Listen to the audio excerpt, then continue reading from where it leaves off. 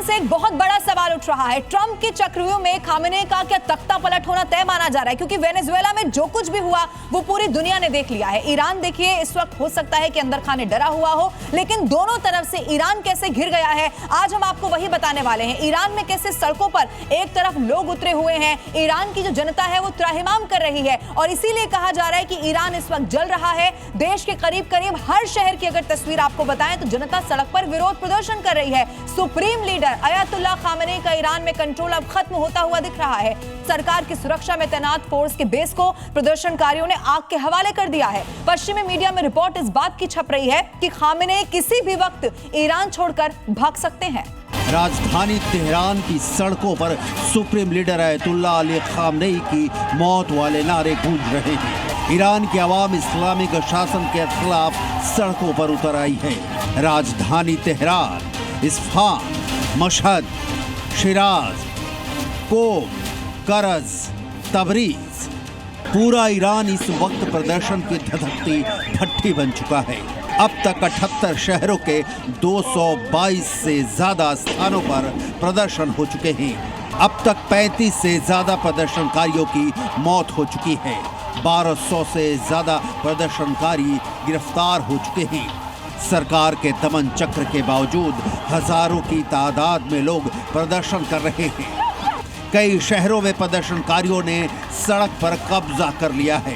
Car, बस प्रदर्शनकारियों को रास्ते में जो मिल रहा है उसे राख के ढेर में तब्दील कर रहे हैं। सरकार की सुरक्षा करने वाले आरजीसी बेस कैंप में आग लगा दी गई है। तेहरान में पत्थरबाजी हो रही है। प्रदर्शनकारी बेकाबू हो चुके हैं। हिंसक प्रदर्शनों ने अयतुल्लाह अली खामेनेई की चूल्हे हिला दी हैं। पश्चिमी मीडिया में रिपोर्ट्स छप रही हैं कि अयतुल्लाह अली खामेनेई किसी भी वक्त ईरान छोड़कर भाग सकते हैं। ब्रिटिश अखबार द टाइम्स को मिली एक खुफिया रिपोर्ट में यह दावा किया गया है।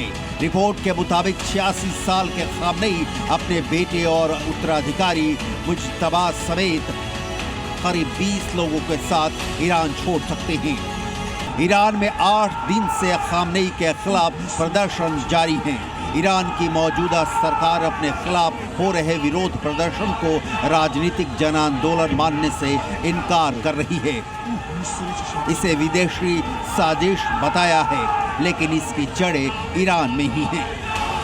अंतर्राष्ट्रीय प्रतिबंधों के कड़े होने और इजराइल के साथ 12 दिनों के युद्ध के बाद ईरान की आर्थिक स्थिति बिगड़ने के कारण दिसंबर में ईरान की मुद्रा रियाल $1 लाख के मुकाबले 14 लाख रियाल तक पहुंच गई। महंगाई चरम पर पहुंच गई है। खाद्य वस्तुओं की कीमतों में 72% और दवाओं की कीमतों में 50% तक की बढ़ोतरी हुई है।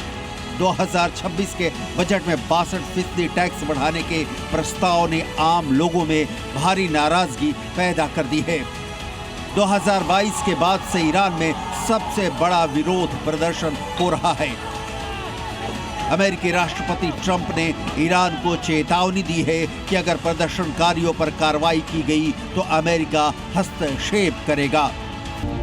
ईरान के supreme leader Ayatollah Ali Khamenei बुरी तरह घिर चुके हैं। एक ओर है ईरान के भीतर का उनके खिलाफ विद्रोह, दूसरी ओर है इजराइल से हरदम युद्ध वाली परिस्थिति, तीसरी ओर है अमेरिकी दबाव और चौथी ओर है ईरान की आर्थिक मोर्चे पर खस्ता हालत। खामेनेई के पास ऐसी कोई जादू की छड़ी नहीं है कि इन सबको एक साथ कंट्रोल कर लें। लिहाजा सवाल उठता है कि क्या ईरान में राजतंत्र की वापसी होने वाली है। 1979 के ईरानी रिवॉल्यूशन का असर अब दम तोड़ चुका है। ईरान में हो रहे प्रदर्शन क्या end of the Khamenei power का ऐलान है? क्या खामेनेई के पास देश छोड़कर भागने के अलावा कोई दूसरा चारा नहीं बचा है? ब्यूरो रिपोर्ट, जी मीडिया।